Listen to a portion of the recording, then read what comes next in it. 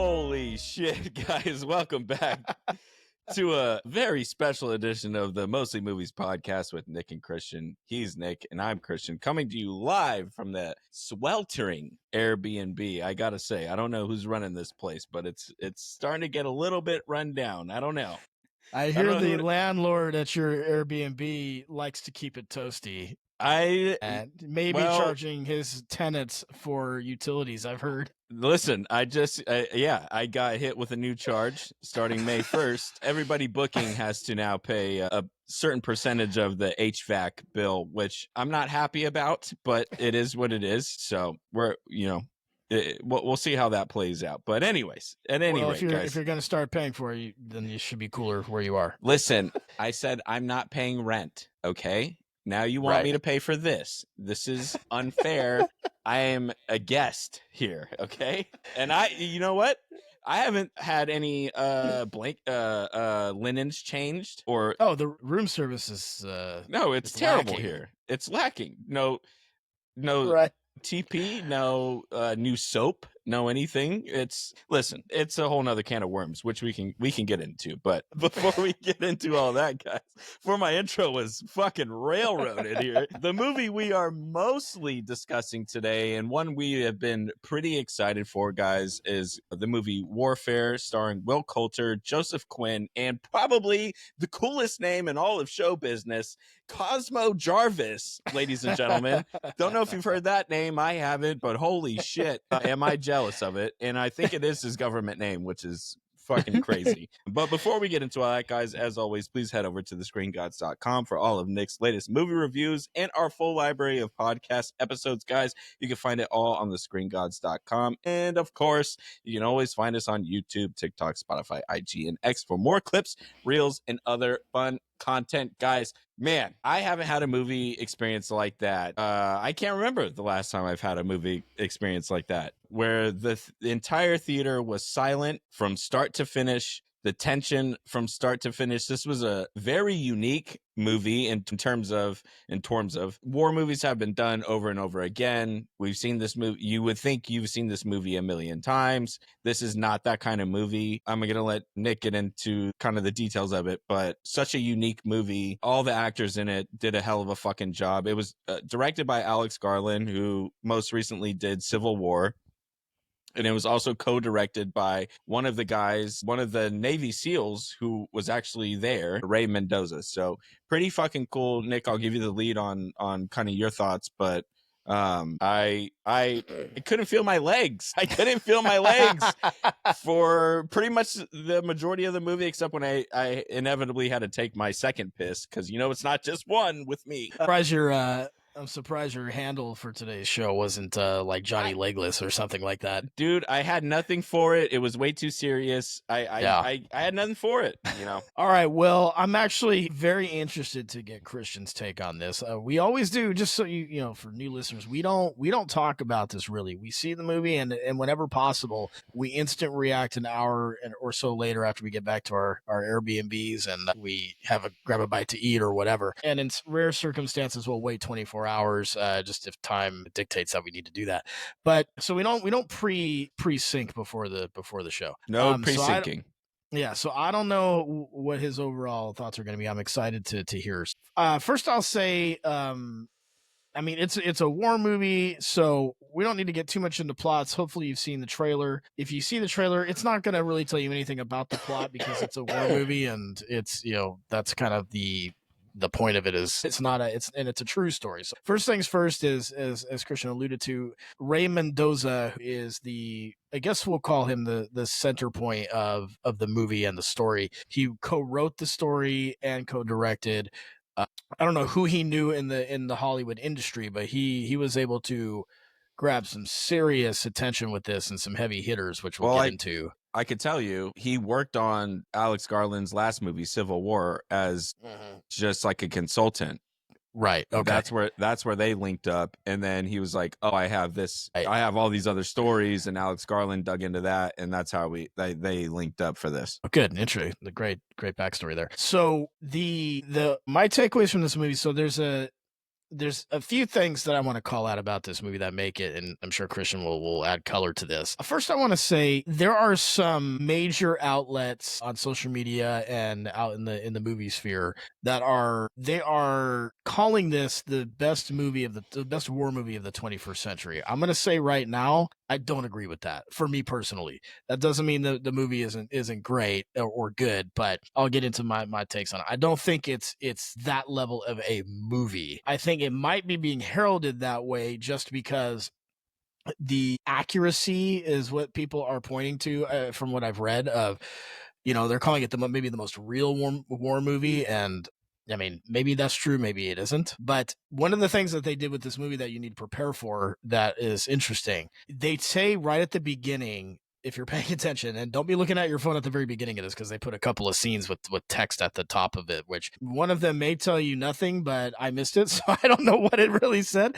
And then the other one that I did catch sets the tone for how they filmed this movie. And basically what it says is this movie is based off of the memories of the people in it and nothing more. And that's important to understand, because one of the things that makes this movie unique and, in my opinion, not as great of a watch is that fact. So there's no real character development in this movie. Very, very little. There's no backstories of any of the characters. You don't know where they came from. You don't get emotionally attached to them in the way you would in many, many other war movies. There's also, and I'm sure you picked up on this, there is also legitimately no lead villain in this movie. In fact, you barely see we'll call them the enemy. You barely even see them. And in most war movies, there's at least one lead enemy that is rallying the terrorist groups or is rallying the opposition. There's none of that. So you don't have anyone to hate. You don't have anyone even really to be afraid of. It's extremely centered around their survival of basically being trapped, which that plot line has been done before. It's been done. Lone Survivor is the one that comes to mind, which I think is a superior movie in many ways, but that's again a preference thing. The other No, it ain't. I think it is, but we'll get into it. You have your thoughts. The being trapped thing has happened multiple times. It happened in the what is it? It's the one based Black in, Hawk Down.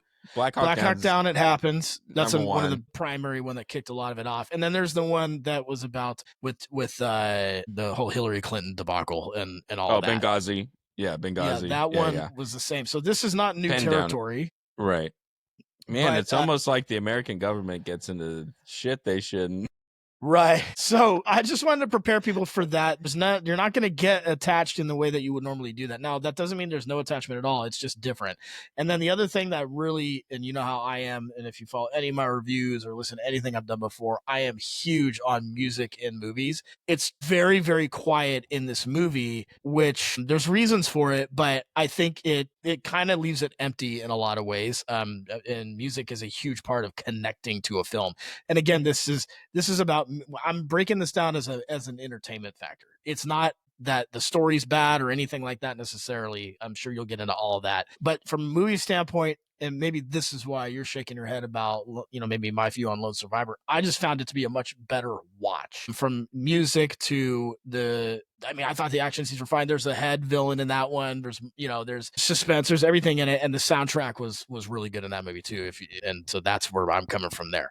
But okay, so overall, for me, I would say that I'm gonna give it 3.5 star or flames in terms of entertainment value, because I'm not here to critique, like, is it militaristically accurate? I wouldn't even know the first thing about that. Maybe it is, maybe it isn't. I have no idea. People are saying it is. There was some things about it that I liked primarily, and I put this on an instant reaction on our TikTok account and some of our reels, which on the way home, which is what it left me with was a sense of perplexion. I think maybe that's by design, or I might be giving the directors and the writers too much credit on this, but it opens with no real, as Christian and me were talking about, you kind of don't even know why they're there. It's some sort of surveillance mission, but you don't get really much detail at all. And then it ends and you still have basically no detail. And it kind of leaves you with this sense of hopelessness, and all the way down to the very end scene where, and spoiler, they take over in a residential area. I think it was Saudi Arabia or Iraq, one of the two. Iraq. Okay. Yeah. and basically they just set up shop in this family's home. Yeah. They don't do anything mean to them or anything. They don't, at least in this Well, movie. except just, completely Well, ruin their lives for and right. terrify What I them. mean is they're not No, torturing yeah. them, so anything like Right. that, or doing Right. anything crazy. Right.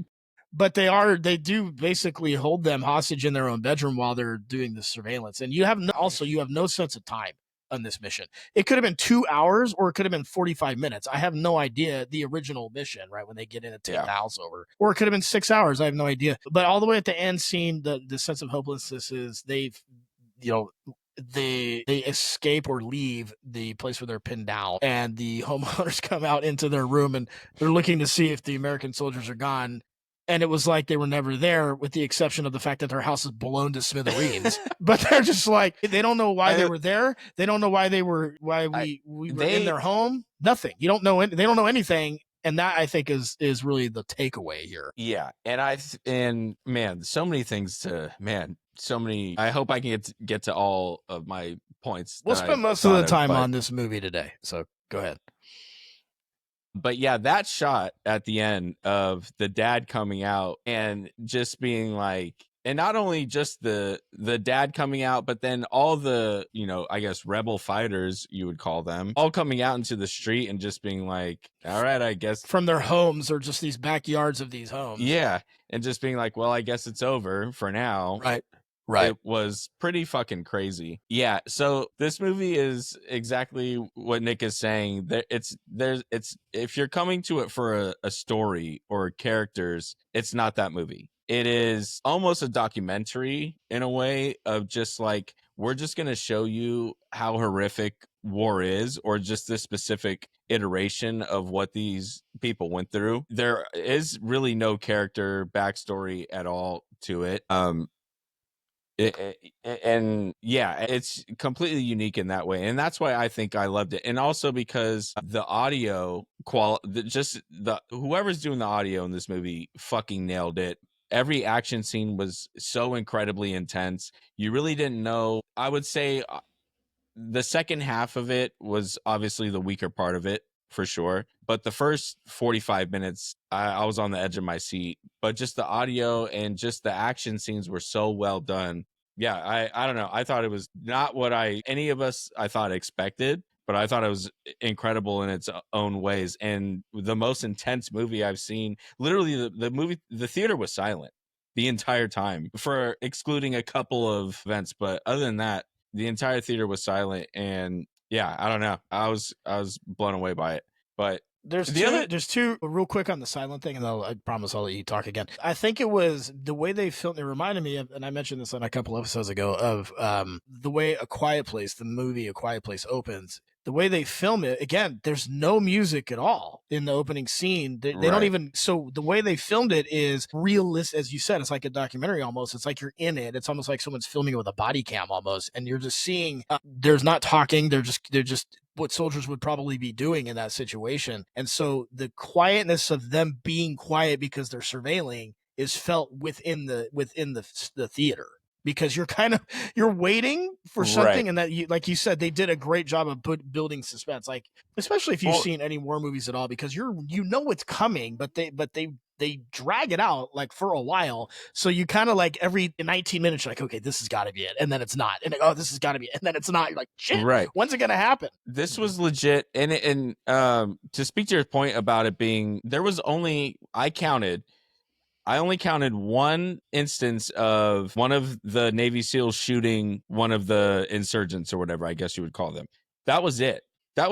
There was no other instance of the U.S. being the good guys in the rah bullshit where we fucking, mow down every single. There was none of that. And then the other part you said where, I want to touch on, it was so apolitical. It was completely apolitical, which compared to his last movie, Civil War, which I know you haven't seen, but it was not apolitical. It was definitely... You could see the trailer and see it's not apolitical. It was definitely geared to one side. So it was a far departure from that, which was interesting too. That it was completely it was like literally if they did a movie, well, they did a couple movies about the Osama bin Laden raid, but it was Right. almost like if you just put a body cam on these dudes, like that was the whole movie. It's like we're just gonna show you this Right. insanely fucked up thing that happened for Right. no rhyme or reason, not for better or for worse, just to illustrate how fucked up war is and how there are, and like to your point, there is no good guys, there are no villains, depending on how you feel, and that's what the movie is. We're not gonna force feed you a villain, we're not gonna force feed you a good guy, we're just strictly showing you how insanely fucked up this shit can get. And to me, that was pretty fucking cool. And also, the second half of the movie is literally, it switches genres to just a horror movie with all the screaming and the gore. It literally just becomes not even a war movie. It becomes almost a horror movie, which I thought was pretty fucking cool. And it sucked to watch. I don't know if the interesting thing is, I don't think I'll watch it again. I don't think I need Right. to. Right. Which I'm sure you have thoughts on that. But yeah, it's just, I don't know, really uniquely done. And again, the action scenes were so well done. And although I could have used more, does that sound crazy? No? Okay. No, All right, no, I cool. don't think it. Well, I could have no, I used don't think more. it. I don't think it does. I think it's No, hard to I don't say, mean though. more death, but just like Well, the no, audio but was so good. Like every time the guns are like, yeah, I don't know. It was so fucking intense and awesome. I agree that there was, in terms of visuals and sound, there's three things that really stood out. One is the balance of the loud versus the quiet premium. Like the quiet was Dude. quiet, and the loud was loud enough to make you feel like you were there, but not loud enough to be like the quality was garbage. Like there's multiple scenes where they had fighter jets coming right over the top of them, and you felt like you were there, but you also were being blown out of the theater in some sort of obnoxious way. Like it was real. That part was, I totally agree, was awesome. And you can hear all the dialogue amongst all of that. Absolutely, yeah, it was super, Which because is there's fucking there's no other sound. There is literally no soundtrack except for them talking or blowing stuff up. So it did, like you said. I think the way you described it as a documentary is really is a great way to do it. And body cam maybe is not even the right thing, but no, it's not shot that like, way. It's not shot that way. it's not shot that way. It's shot more like, you know how they have people in the old days, in the old wars, where they used to go film at the at like the war. They'd send people there to do the pictures, and they hand right. it was like that. It was like they just said, "Look, you can follow. You could." It's basically like it was a ride along. Like someone was filming. Yeah, Like they that's were a better way. ride-along. That's a perfect way to put it. That's a perfect way to put it. And so it was really good. And the lighting was, I thought, was really good. There was some filtering questions, but I think you kind of had to see. But dude, how good were the shots at night? You could see everything. The shot at where the beginning, yeah, yes. I was like, were they at night? Yes, that was really good. Yeah. Yes, you could see it. It's perfectly fucking lit.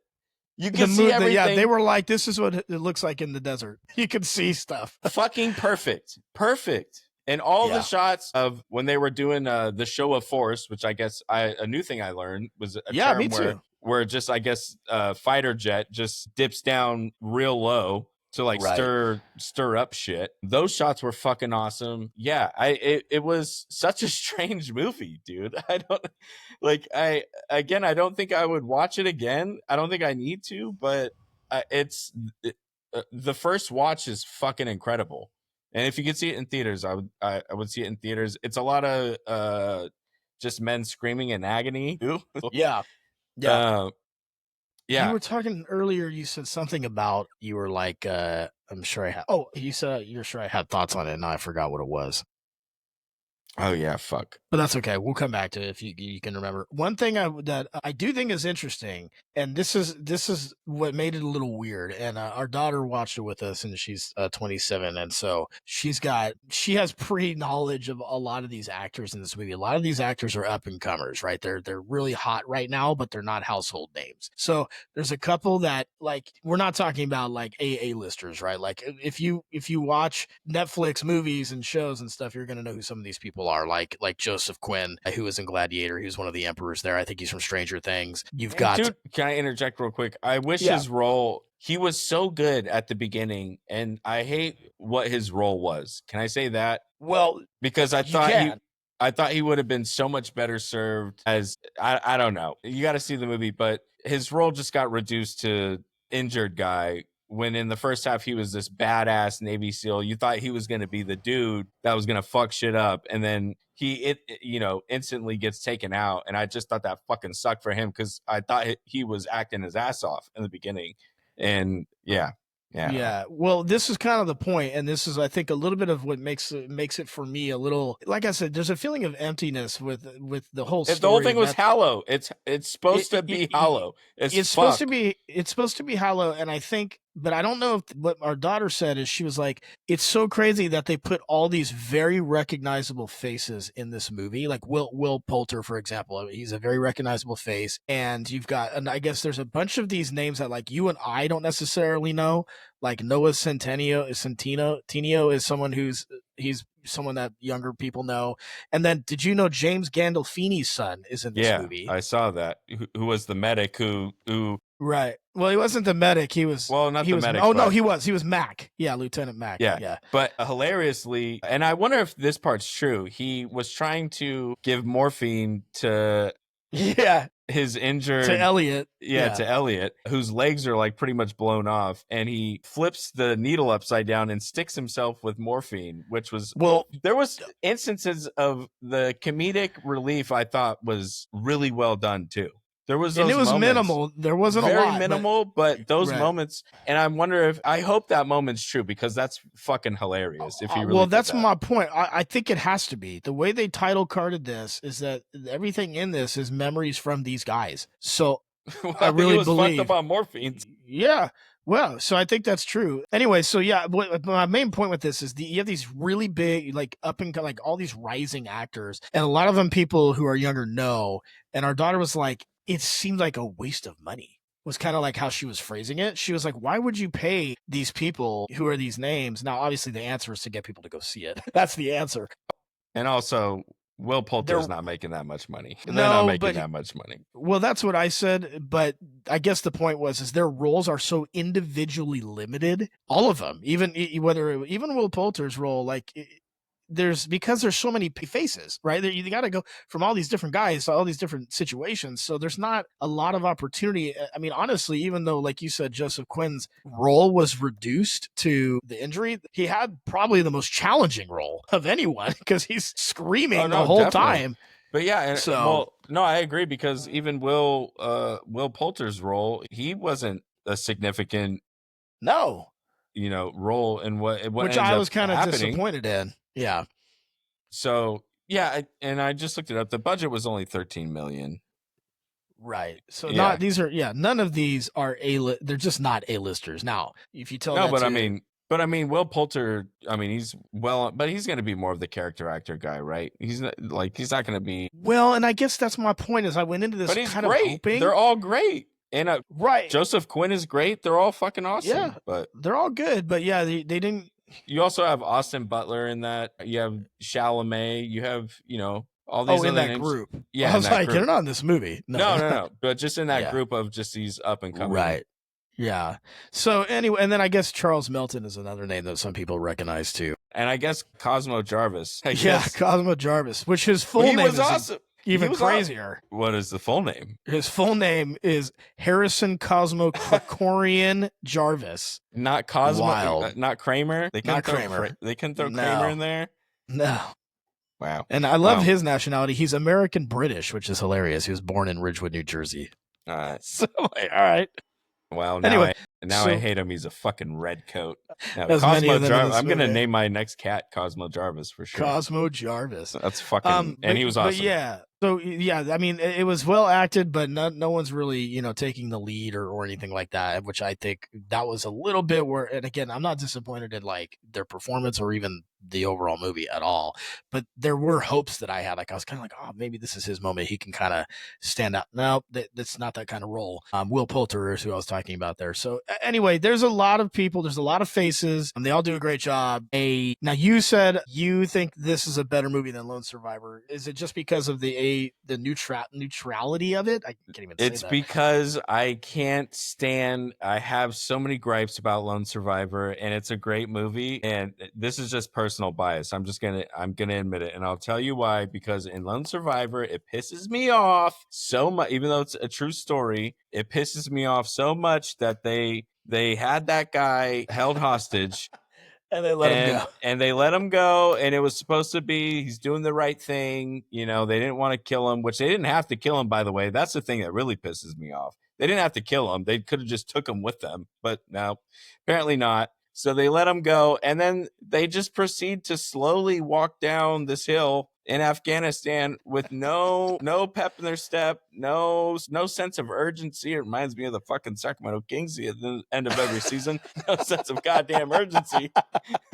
And they just fucking and it's so I could say I'll be honest. All right, can I be honest? I might be being a little bit of a hater because Lone We're Survivor all might hoping it might that you'll be be honest. an overall better movie. It's just so fucking brutal. You have what's his name getting shot in the head, and he doesn't even know he's shot in the head. And I hate that fucking scene. What's his name? Ben Foster. Remember, he has a fucking bullet in his side of his head. Anyways, it's just it's a lot more brutal of a movie. This, which is kind of crazy to say because this movie is pretty gory. But outside of the two, Elliot and the other guy, you know, getting injured, it's not really that brutal. Lone Survivor is a much more brutal fucking movie. I And it's totally agree. a lot harder of a watch, where this movie was there's enough action where it's badass enough where you're just kind of enjoying that. Lone Survivor, the back half of it, I didn't enjoy any of it at all. It's just the boys getting nuked, and that fucking sucks. But it's yeah. Dude, the feelings that you were talking about, the tension in the beginning of this movie, it was very different than Lone Survivor, but that's the tension that when you were like, it's been a while since I've had feelings invoked, and you like that, the last time I've had that was Lone Survivor. It was the last time. And it was because, obviously, part of it is they're both true stories. That's obviously part of it, right? Is you feel like, okay, this really happened. But in terms of disturbing my soul, that's what I felt with Lone Survivor, to your point, which is weird to say, like you said, it's a harder watch, but it's also a better watch to me because I'm like, I was so like, cause you basically, you know, there's a moment in Lone Survivor when the guys catch up, when the terrorists catch on the military, I guess I think, no, they were considered terrorists. It wasn't like the standard military there. Yeah, no. Whatever they call them. Al Qaeda. I mean, it was, well, I can't remember. There's so many different ones. I just remember the scene where you see them all up on the hillside and you go, yeah, they're fucked. That's So there's a moment where the gap is closing and they kill the. But also run faster. Yeah, God damn it! Am I crazy? He wants to retell the actual history in a way that is more happy. But that moment, I remember being like, "Oh my god, they're not going to make it." Right. And in this movie, you really don't know, which adds a little something. It adds a little something, I will say, but it was just different because you don't know. So you kind of can't feel, again, I just keep coming back to it's neutral. Like, I don't know should I be scared? Are they going to be saved? I don't know because I don't even know, you know. Yeah, that's the thing even with the, like, there's are they going to get air support? Yeah, they are. Oh no, just kidding. They're not going to get air support. Oh no, we are going to get air support. Oh, like you just don't know if they're going to make it.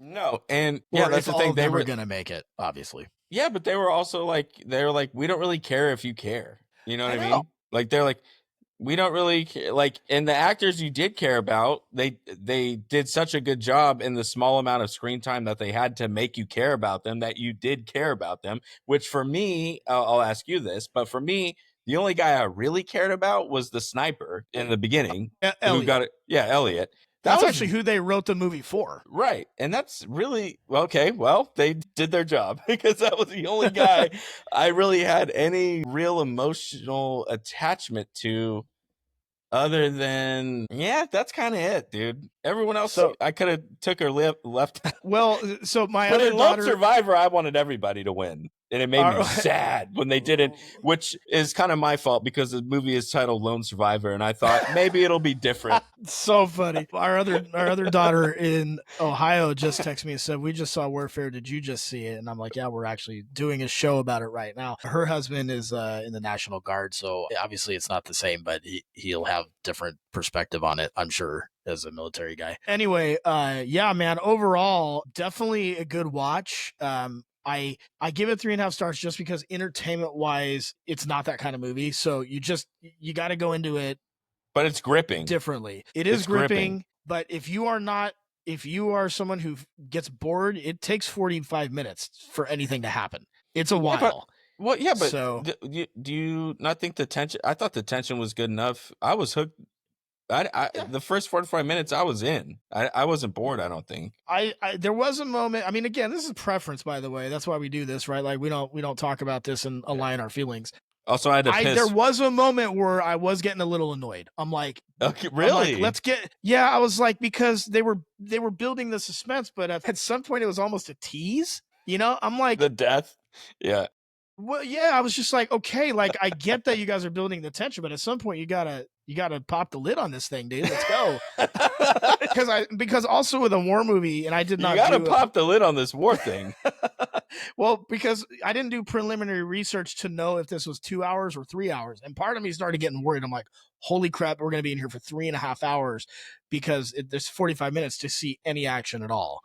Yeah. Well, I knew the So, runtime. I knew what we were in for, so I knew we were good. But yeah, there was a lot of things like they were surrounded the entire time mhm. and outnumbered, outgunned, and for some reason they just were never moved in upon, which I thought was super strange because they said a million times there's guys on the roof. And at the end of the movie, when all the dust settles, everybody comes out in the neighborhood around the house that they were occupying, which Right. I was confused about. So I was like, why did they never like move in on them? And then the other thing, which is pretty fucked up and scary to think about, which I read this in the research I was doing, was that they're calling for air support and they're just not getting it, which is fucking crazy. That Well, they're they're just like, getting we're not, flyover air support. That yeah, that what did you call it? What did they call it again? a show of force, but that's A not show of bombs. force. But that's No, not I know. bomb. Yeah, yeah, yeah. No, but it's like you have the planes. They're there. They're there. Don't And even so, bomb it. Just shoot into. Now, I'm and then assuming it's because it's a residential area. I'm assuming is why they didn't have the clearance to do it. I just thought that was fucking weird. And then also, Right. well, just it's terrifying that you have. And the other thing too, which they really captured, was the fear in most of these soldiers. And these are Navy SEALs. Okay, these are supposed to be and I'm not saying they're supposed to be perfect in any way, No, but but their emotions are usually portrayed in movies as infallible. Right. infallible. And And that's what's not the case here. this was Right. the complete inverse of that. Most of them were shit in their pants, like I would be, obviously, like anyone would be. But that is a Right. great point because that is never how they're portrayed. And this was and I hope they're not mostly like this, but fuck, it was such a real take on it. And that's Well, and if you're going into this thinking it's Black Hawk Down, it's not. You're not getting that. It is just no. it's showing you how fucked up war is and how really there's not really good and evil. It's just winners Yes. and losers. It's So winners and losers. and not only that, so this is a great, let's bring this home because I think you teed it up perfectly. What I was going to say is it's not only is it winners and losers at the big picture, what this movie really does is it gives you winners and losers in a moment. Like I said, this Right. entire movie, it could be 3 hours or 10, but it seems like it's within a day or less About a because day. you're not, there's no nightfall. So they go in at night and then the end of it is day. So it's less than 18 hours probably, this whole thing. But the beginning of the movie, the way they film the neighborhood, and the end of the movie, which I thought was a great scene, is too fast for me. I wish it would have dragged out a little longer. A couple more montage scenes of the neighborhood, I think, would have been great. But they expose, like Christian said, at the end of it, it's all these people coming out of their homes, and then it's over, and you realize, well, no one won because they got pinned down and spoiler casualties of this group and severe injuries, but a lot of them did escape or make it out. And then I guess who knows if the mission was even successful? They don't tell you if it's successful. You barely even know what the mission is. And then my feeling with all the guys coming out of the homes and stuff, to your point, they barely ever showed the rebel forces or the opposition even being shot. We know what happens, but you don't see it a lot. And there's a bunch of guys that come out of these neighborhoods, and so they probably feel like, good, we got rid of them. And so it's basically like both lost and both won in this weird teeny tiny battle in some random neighborhood in Iraq. And really, my overarching thought with this was we have, and when I say this, this is not an anti-American statement I'm making here, just letting you guys know. What it really made me think about is how we are so we are so protected from the horrors of what these other countries, specifically in the Middle East, have to deal with all the time. And a lot of these people, whether you want to admit it or not, are not involved in some of this stuff, right? They're innocent people over there. Whether you want to believe that or not is that's up to you. But there are families and kids and people who are just living there. And I was thinking about this to your point, like imagine us right now. Like their neighborhoods look different over there. They almost look like military bases because they all have walls and stuff and they don't have yards and stuff. They're in the freaking It's desert. very But brutalist architecture, yeah, obviously, but they're dealing with but those what are they their got. homes. It's Yeah, not different than what I have. So think about right. where we live and we're just sleeping and someone just comes into my house and just wakes me up and it's some In the middle of the night paramilitary in the middle of the night and says, calm down, don't worry about it. with guns pointed With at you, by the guns. way, with your children. Right. And Yeah. we have no concept of what, to use the title of the movie, warfare is really like. And so they have to deal with that. We don't. And I think that's what Will Poulter's character was really grappling with, right?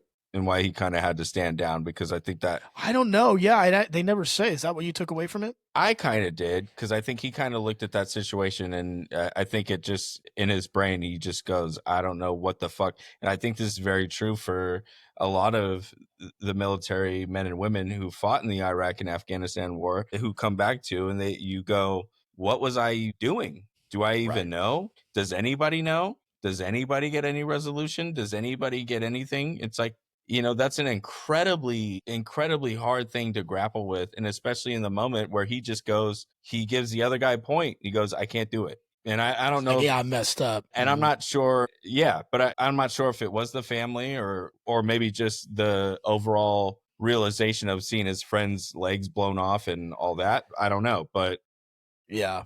I could My just see. my takeaway was that he lost guys and he wasn't prepared. He hadn't to actually lose that many men Sure. Yeah. all of a Well, sudden, and he was just kind of that's the other crazy thing too, is just how, and I wonder how realistic that is, and how many units where when shit goes down, the main guy who's supposed to be in charge goes, I don't know what the fuck to do here. And that's not a crazy thing. That's completely rational to see your friends get blown. You get thrust in this position of power and thrown overseas where, yeah, we have some control or whatever.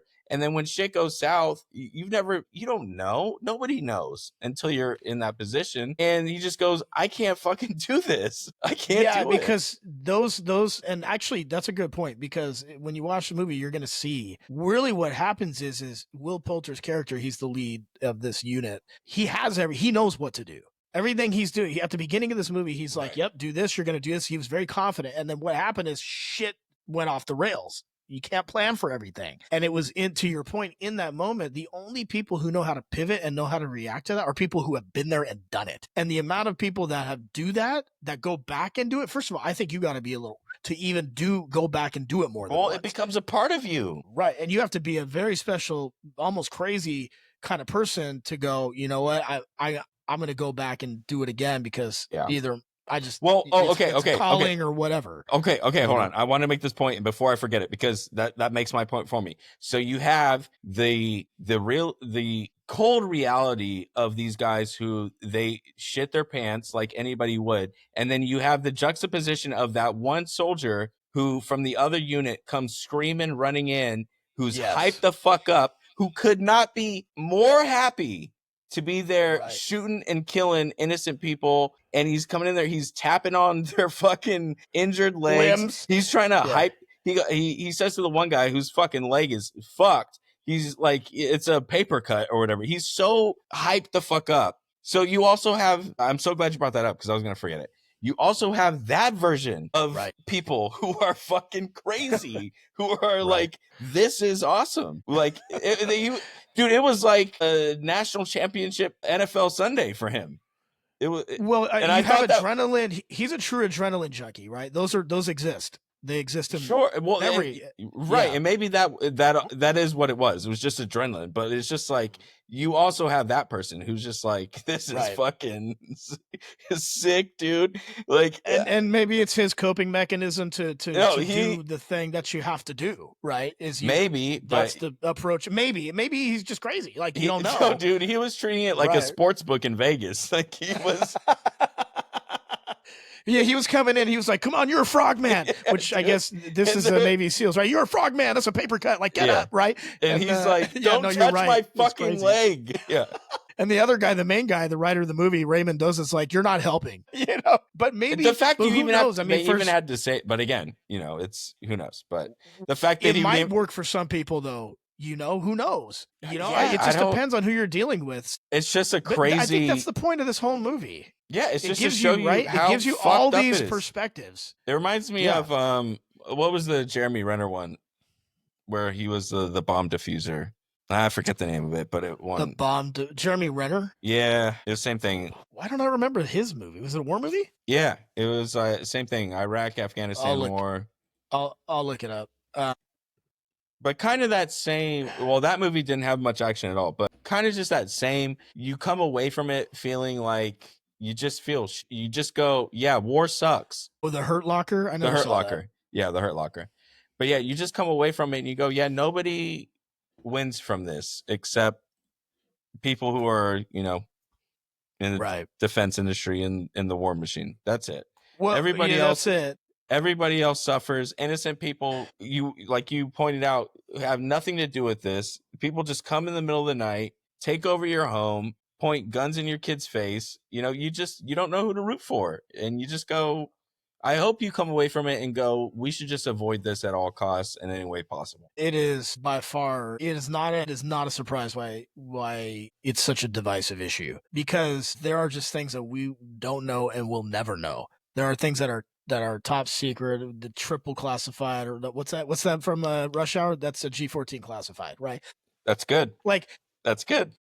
There's just things that you will never know the decisions we have to make and why we make them. And by the way, don't get it twisted. There are some decisions we have to make because if we don't make them, someone else is going to make them, and no one wants that job, right?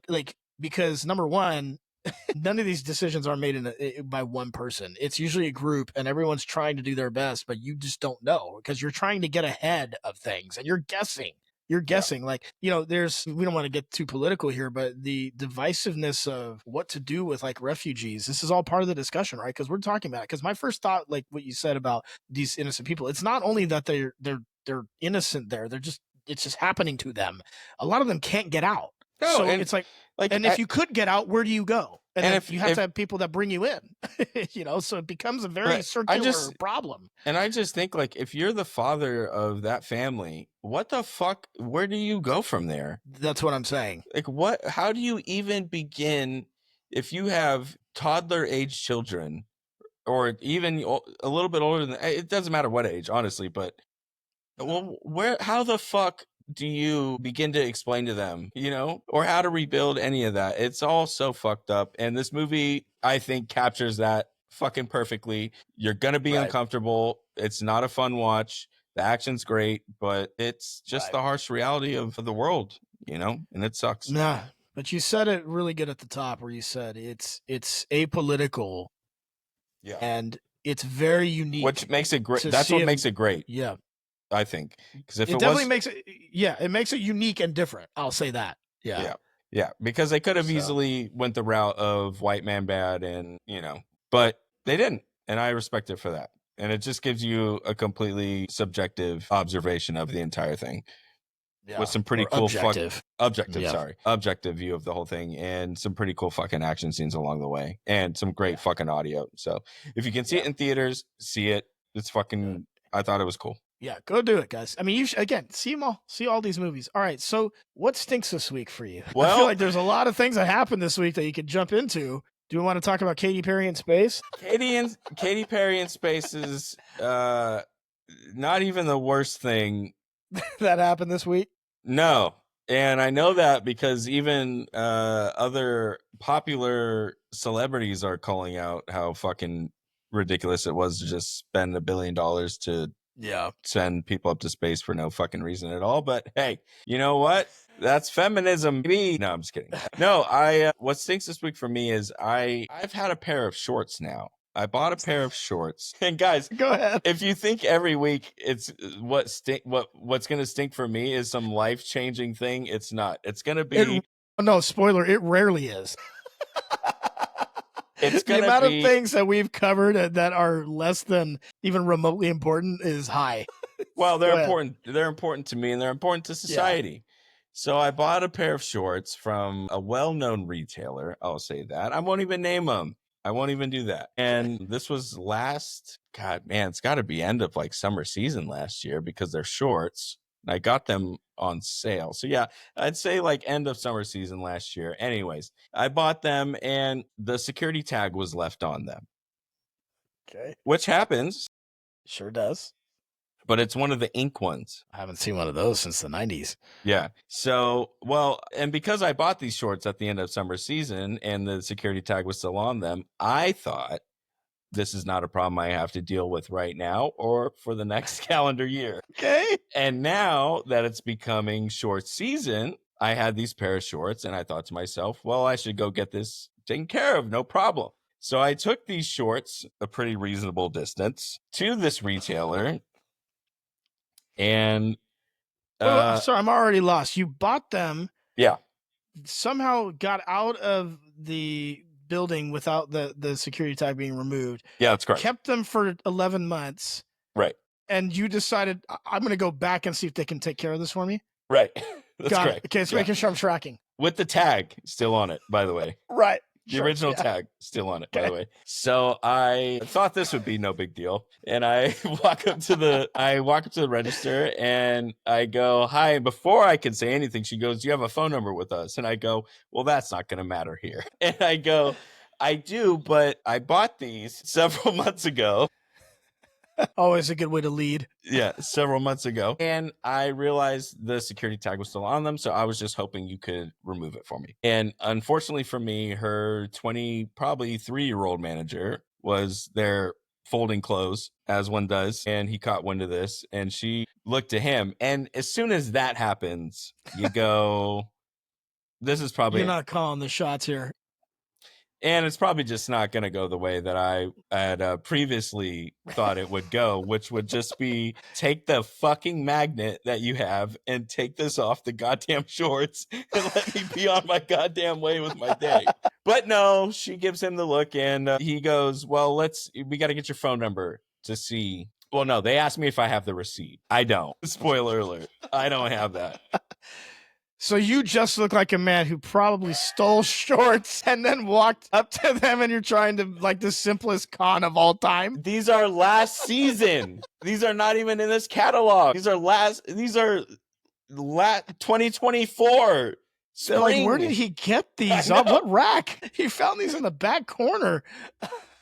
So yeah, so he goes, or they go, do you have a receipt? And I go, definitely not.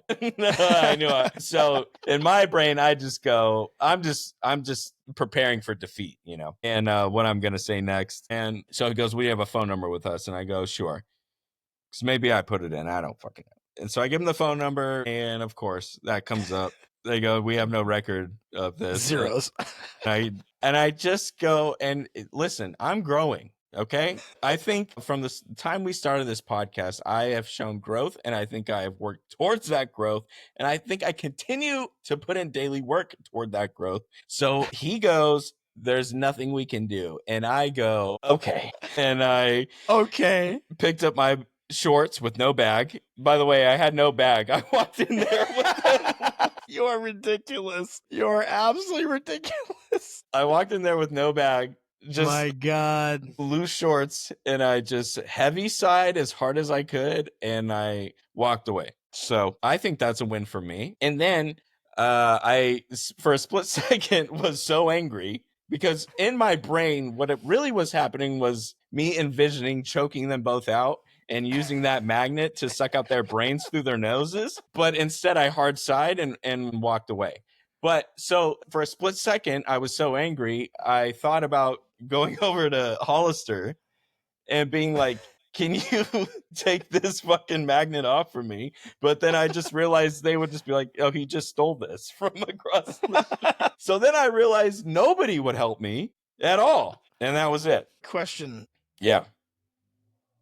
I know the answer to this based on the story. But at any point in your thought process journey, did you think maybe there was a way to just YouTube how to get this off at home? Have you even to this point, at this moment, even thought maybe that might be something you can YouTube. Yes, and not only that, when I first brought the shorts home and realized the security tag was still on them, that was the first idea in my brain was, well, it's all good. TikTok will sort this out for me. So I did have a backup plan. And not only do I have a backup plan, it's already been resolved. I have an update. All right.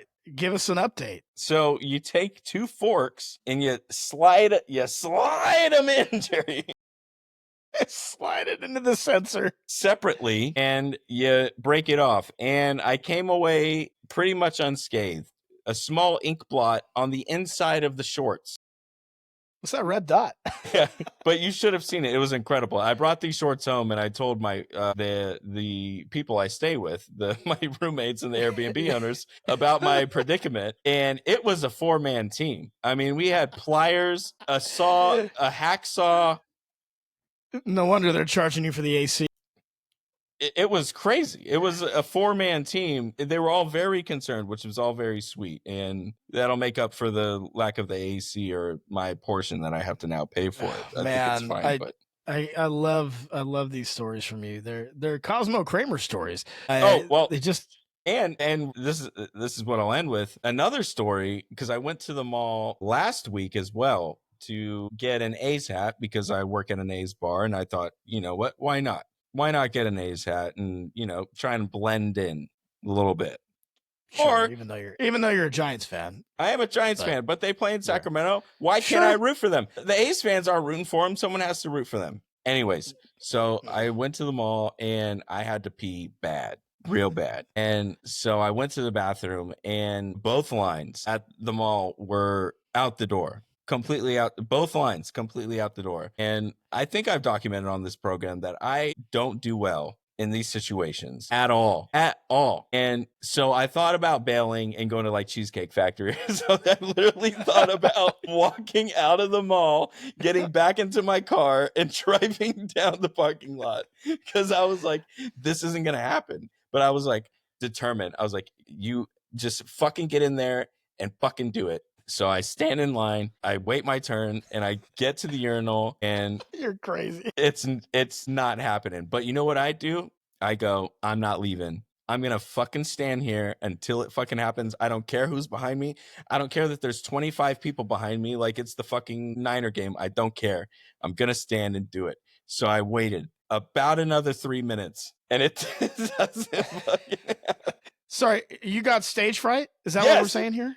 Yes, 100%. God. And so I turn around and there's a fucking You're a weird grown up. No, dude. So I turn around and I go, this is not going to happen. And I turn around and there's a 3-year-old kid checking his Rolex and his dad. I turn around, it's just them waiting. And they obviously know I didn't pee. Obviously the dad knows. I know he knows. They set the smartwatch timer. Dude, it was like at least 3 minutes. So anyways, the fucked up part of it is I realized that I could just go to BJ's, which is in the mall. And that's exactly what I did. And there was nobody there. And it was a glorious piss. Or you could just grow up, Peter Pan. I tried. I can't do it, dude. I can't do it. I don't know what it is. God. There's no trauma. There's nothing. I can't explain it. I can't do it, dude. I can't. I need the stall. I need the stall. I need the stall. You're killing me. Anyways. All right. Well, okay. So that's good for the what stinks this week. Is Christian's ink sensor debacle and stage fright. You gotta love it. One bursted and one didn't. Jesus. Okay, so I have one this week that is baseball related, and this is a special one that our parents are going to personally love. So we are big Giants fans, as you can tell by our hats. We have been born and raised that way. There is a player on the Giants who has a fun name. It's hard to say for people. So his name is Mike Yastrzemski. People just call him Yaz. And he is one of the most underperforming Giants players I've seen in a while. So much so that in the off season, before the season started, I sent our dad a screenshot and said, "This is Mike Yastrzemski in a nutshell." And it was the worst hitters in 2024 with runners in scoring positions. Because the joke is always, I'm like, let me guess, Yaz struck out with 3 men on base or any men on base, because that's what he always does every time. But I always harassed our parents, and specifically our dad. I just said it because whenever I would catch the games, which isn't, there's 150 million games, so I don't watch every game. But inevitably, when I would catch a game, the bases would be loaded, Yaz would be up, and he would strike out, and the game would be over. It was like clockwork every time. So it was just an anecdotal trolling.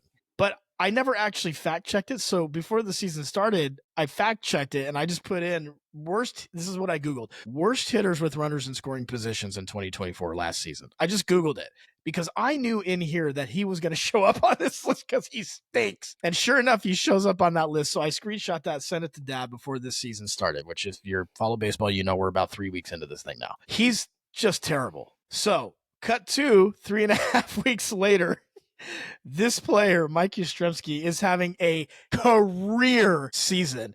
He's 350, which is like Barry Bonds level performance. He's putting runners in. He's got home runs. He's hitting walk-off hits into the McCovey Cove. He is doing the most possible reverse trolling I've ever seen. And it stinks to be wrong in this circumstantial situation. So now it's a running joke where no matter what he does, I just text our parents and go, he stinks. You need to cut him, get rid of him. And inevitably he just turns around and makes me look stupid. So I don't like looking stupid, but Mike Yastrzemski is doing a bang up job. You look at his historical seasons and he's just terrible. But this year, they got to check him for juice or something, because he's playing out of his mind. I will be the first to admit that I had zero expectations going into the season. Most of these guys, I didn't know who they were, and call me fair weather, whatever, I don't care. And especially with how good the Dodgers are, I think a lot of people just looked at it and goes, what does it really matter? Because which is still true, by the way. Because it is still true. Yeah. Because they're so good that you just kind of were like, I didn't know what to expect, but I've been completely blown away. I'm reinvigorated. I'm excited for this season. Buster Posey is fucking apparently killing it. Everybody's hitting well. We're, for the first time in a long time, a team where they get down, and when they get down, you go, this is still winnable. And they're winning them. Exactly. Yeah. Apart from today, very resilient team, completely resilient, and they can hit, they can score, and that's just so rare for the Giants in the past, better part of a decade almost, which is crazy to even think that. Was it 2016 the last World Series win? 2014. 24. It's fucking crazy. It's been over 10 years. Yeah. And I remember that because that was our grandpa passed away later that year, I think, or the next year or so. We were in the hospital with him when they won the last one, which was a very special moment. He was the kind of the patriarch of the Giants fandom. So R.I.P. Cliff. But yeah, it's been a long time. But yeah, so anyway, that's what stinks this week, is I was wrong. To quote Happy Gilmore, I was wrong. You were right. You're the best. I'm the worst. Yeah. That whole thing, which we don't have time on this program tonight to talk about the what was a blaze in the social sports world this we have week, a little time. Rory McIlroy and the career Grand Slam and the Masters. What a crazy. I don't watch golf. I play a lot of golf, which has been well documented, but I don't watch it. It's like baseball. I don't have that kind of time. But this particular event, man, our parents were watching it when I swung by over the weekend, and it was the last 3 holes, and I was captivated. I was like, this is. I mean, and if you don't play golf, you can't understand. And even if you do play golf, you can't understand. It is, other than hitting a baseball at 100 miles an hour, it is one of the hardest things to do. It's impossible to do what these guys are doing. And as someone who plays all the time and has been playing for over 20 years, and I still stink relative to, a low handicapper. I'm not a low handicapper. These guys are doing things with a golf ball that it's almost pure art. Like, you can't even, they're hitting from behind trees. They're curving balls around trees and hitting it over water, like skimming it across the pond. Like, they're putting spin things and then putting spin on it as well. Yeah. I completely agree. I dove headfirst into the Masters. I got a lot of fun facts, by the way, which I've been fired up about. I've been hitting Dad with just fact after fact about Augusta. Which Christian doesn't golf at all, so this is hilarious No, that he's got all these no, facts. but I would love to go. It looks so Oh fucking cool. man. Just the tradition, I guess you could say. I love how they have specific words you can say and not say on the Right. And not podcast. say. Yeah, which Yeah, I is remember that. We did that a while back. We went through that list. Changes every year, I think. yeah, no, yeah, for Rory and what it means to him and his legacy, being able to say he's won all I guess it's 4 majors, right? Correct. Yeah. Which is a The pretty career grand slam. yeah, Yeah. career Grand Slam, which is a pretty small club, Yeah, and it's only 6 people, I think, total. yeah, which I Something like think that. only 3 are alive. I think it's him, Tiger, and Jack Nicklaus, and maybe Arnold Palmer. Arnold Palmer, maybe. No, Palmer's not even on the list. It's So Gene Palmer didn't even Sarazen. do it. No, there's 4 people alive: Gary Player, Jack Nicklaus, Tiger Woods, and Rory. The, Yeah, the okay. Ben Hogan and Gene Sarazen are dead. Yeah. No, I think, yeah. to see him, get the monkey off his back, and this is the thing about golf, which is so completely unique to the sport, is where you find pretty much the whole country rallies behind one guy. You know what I mean? Which doesn't Right. happen really in any other sport. But especially when it comes to the Masters, you kind of have a sense of, who the entire country wants to win. Before Rory, it was Tiger. Before Tiger, you had Mickelson, you had all these other players before that. But yeah, you just got the sense that everybody's behind Rory, and he's not even he's from Northern Ireland. He's not even from here, but everybody collectively wants to see him accomplish this thing, which is completely unique in sports and really cool to fucking watch, and unique to the Masters too. And it's something special always happens there. That's so crazy. Something Well, crazy. It's always something off the fucking rails that happens at this particular golf course, which, by the way, there's only 300 allowed members. It's invite only. yeah. Yeah, I love it. I love it. Well, the Masters dinner that they have every year, and so Yeah. here's what I think it is. It is one of the golf does this better than any other sport, really, in general, but that we have really gone away from what I would call traditions in our country. That's not a thing that we really value anymore. This concept of tradition.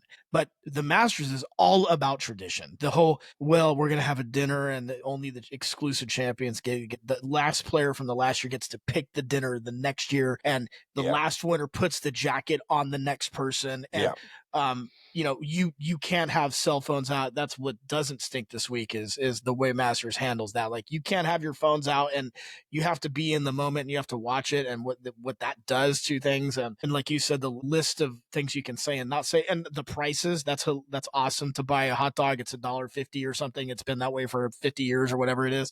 Like, they do this, and it makes for such a special thing, and everyone says that, right? And to your point about what's interesting about the Rory thing more than anything else is there's a lot of people that don't like that guy because he's had some controversy in the past couple years, specifically with Bryson DeChambeau, right? So, but or DeChambeau, excuse me. The narrative that he's always choked, and even a part of me when I was watching it, as he was choking, there's a part of me that I go, I like this because again, I don't really have a dog in the fight, but it added to the excitement and to the to the mystique of it. But then to see him overcome it, I think everybody wanted to see that. But yeah, watching him choke a little bit was also like, yeah, this is good. I like this. Well, I think people jumped on board after he didn't. And there were a lot of people because everyone wants to see that, right? Like he overcomes his biggest demon kind of thing. But, it's just, there was a lot of drama around it because he was paired with Bryson at the end and,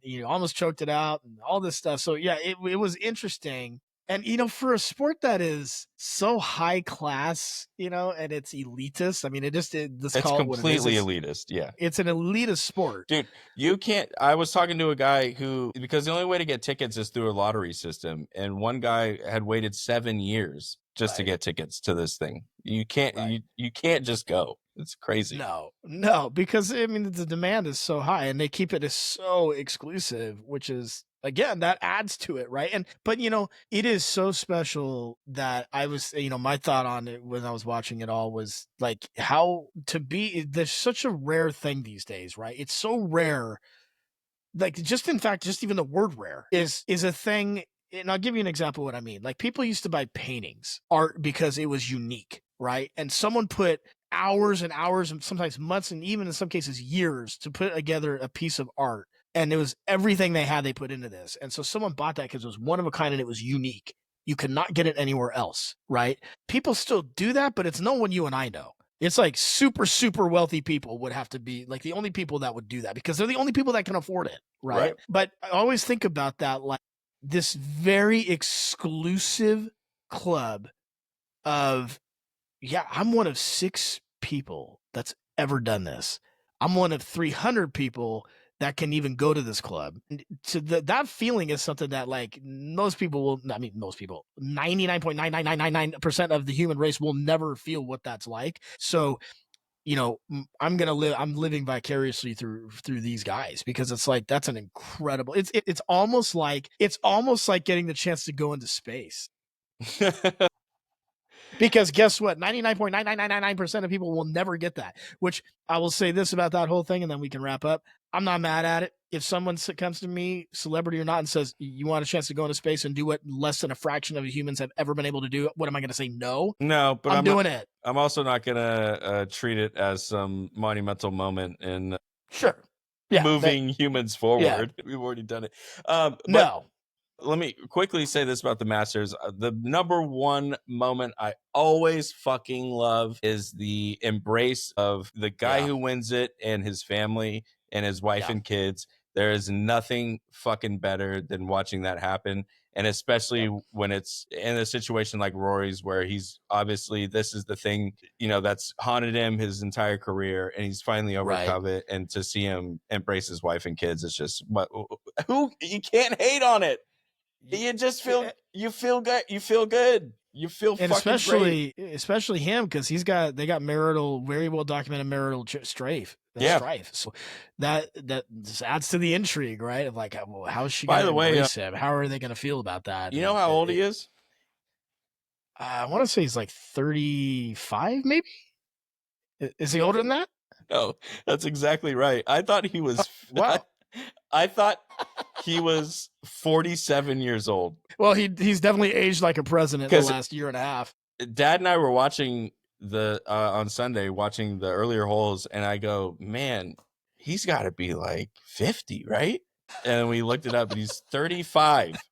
He's 30. He's been playing a very long time. I mean, dude, and this is what, obviously the cliche thing is to be like, well, he's going to go on a run now. The monkey, you know, the whole thing that he can play without the pressure, and maybe without the pressure, and maybe that's true, but anyways, it doesn't matter now, which is the best part because he's already accomplished the thing he needed to accomplish. So yeah, and I think this is something I think I'm gonna watch every year now. I thoroughly enjoyed it. It was great watching it with my dad. He gave me a lot of, you know, insights on things that, you know, I didn't know about, and it's just cool. It's just a good fucking watch, man. It's one of the greatest.